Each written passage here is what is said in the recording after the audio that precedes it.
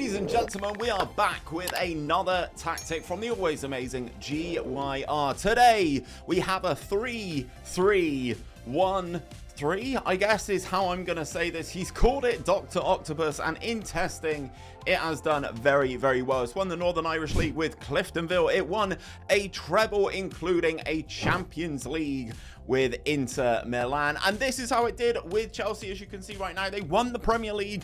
Okay, they didn't win everything. They got beaten in the second round of the Carabao Cup by Cambridge. They're still learning the system at that point. They got beaten in the fourth round of the FA Cup by Manchester United, but over 38 games, they did win the Premier League. 31 victories for them, 3 draws, and just the 4 defeats, with those 4 defeats coming against Manchester City, Liverpool, Spurs, and Manchester United.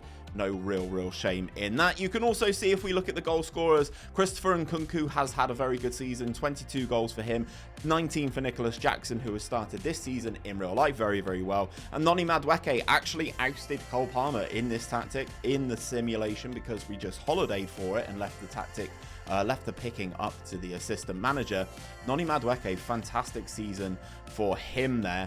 In terms of player of the matches, Christopher Nkunku hits up a 6 there. And we also have Petrovic getting 17 clean sheets with this, so you know it is pretty darn good. If we have a look at the data hub with this particular instance of Chelsea, okay, you can see we're performing above average statistically, which is great to see. A high number of non-penalty expected goals per 90 minutes compared to the average, which is fantastic. 2.31 for that non-penalty XG as well. The best thing with this, the goals conceded per game, 0.89. If you don't concede a goal, guys, you cannot lose. Also, the pass completion ratio and the shots on target percentage is also pretty darn high. Yes, okay, it gives up an expected goals of just over 1, but that is still very, very good. If we go and have a look at the squad and some of the players in here, you can see top performer for us in terms of appearances was Jordi Petrovic. Top performance in terms of average rating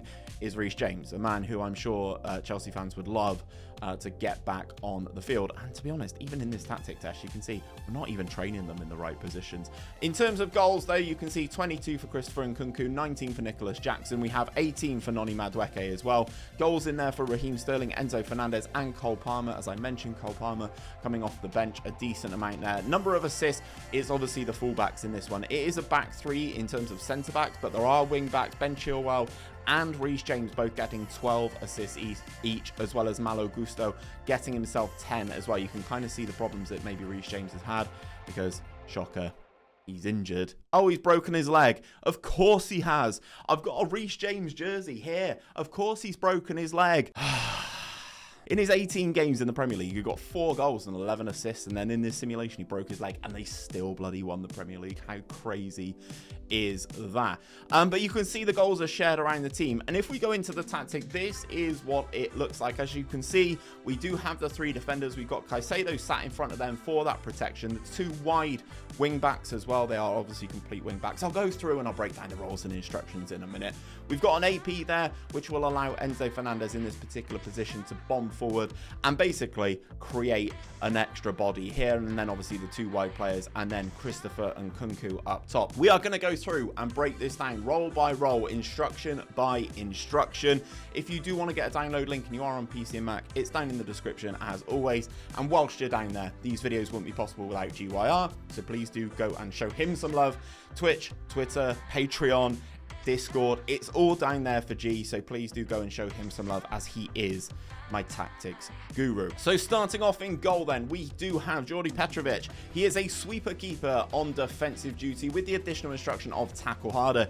You know the additional ones, guys, because it has the white cog and the red circle attributed to it. You get to them via the edit menu there, and then you know it's selected because it has the green outline around it. Moving into the centre backs, they are slightly different in terms of their instruction set, guys, so you do need to pay attention to these. The 2 wider ones, they are all ball playing defenders, all 3 of them, but the 2 wider ones have 1 additional instruction. So the 2 wider ones for Fana and 𝘼𝙗𝙤𝙪 in this particular instance have dribble more, close down less, and tackle harder. So the close down less means that they're not pushing straight up to try and get pressure on the attacker. They're kind of sitting off and letting things go, which is really, really nice to see. And then the middle one just has close down less and tackle harder on them. So again, the defensive line is kind of creating that separation, which is really, really nice. Moving into the fullbacks then, we have two complete wingbacks on attack duty on both the left and the right hand side, with the additional instructions of take more risks, cross more often, and tackle harder. They by default have cross from byline and get further forward and stay wider. So these guys are really going to be pushing up and down this right and left hand side and allowing these inside forwards to basically drift in, giving you a little bit of additional support and a little bit of a defensive unit. It kind of almost operates as a back four with Caicedo here. We do have a defensive midfielder on support duty with the additional instruction again. Yep, you guessed it, tackle harder. It is the meta this year. Don't ask me why. It just works well in the match engine. In front of him, the more creative one in midfield, an advanced playmaker on attack duty. That is 𝘼𝙗𝙤𝙪𝙩. He has, again, the additional instruction of tackle harder on him. He will be allowed with his take more risk to kind of venture forward a lot, and obviously we do have a kind of solid defensive unit. In the wide positions, we do have two inside forwards on attack duty. Sit narrower, tackle harder, mark tighter. This allows them to sit a little bit more compact, a little bit more narrow, and give those complete wingbacks the space to play in out wide. And then finally up top, we have an advanced forward on attack duty, which was our top goal scorer, Mr. Christopher Nkunku, the man on the thumbnail. Now, the tactical style, guys, I get asked this every single video. Steve, which one of these do I select? Do I select Gegenpress? I can't find Dr. Octopus. It doesn't matter.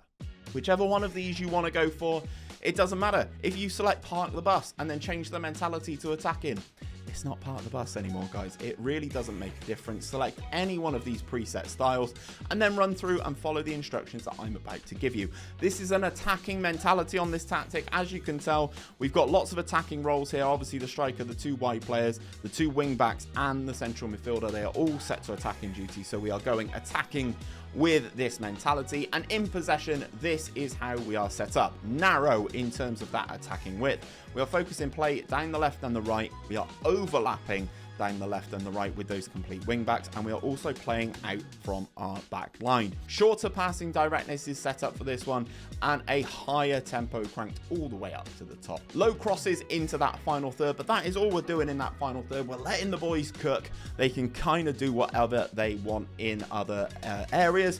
In transition, this is how we are set up: to counter press when possession has been lost, to counter when possession has been won. We are distributing the ball quickly. We're trying to get ourselves going again via the distribution type of rolling out.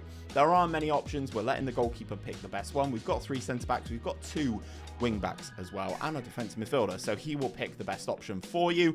And then out of possession, this is how we are set up: a high press with that line of engagement, a higher defensive line, triggering that press much more often, preventing short goalkeeper distribution, and our tackling is set to get stuck in. If you notice that you are picking up several yellow cards, leave the tackle harder on the individual player instructions and just remove this one like so, and then you move into the tactic. This is GYR's Dr. Octopus, guys. I hope you've enjoyed it. People do seem to love a 5-back in this year's game, and this is a very, very good one, especially defensively, because we did so well defensively with a goalkeeper who's got high potential and 3 centre backs who are okay, not exceptional. So it's a very good tactic. If you have wing backs, this is a very good one for it. If you want to see some more stuff that you should do in Football Manager, check out the video that's popping up right now, as I'm giving you 5 tips that you must do in this year's game.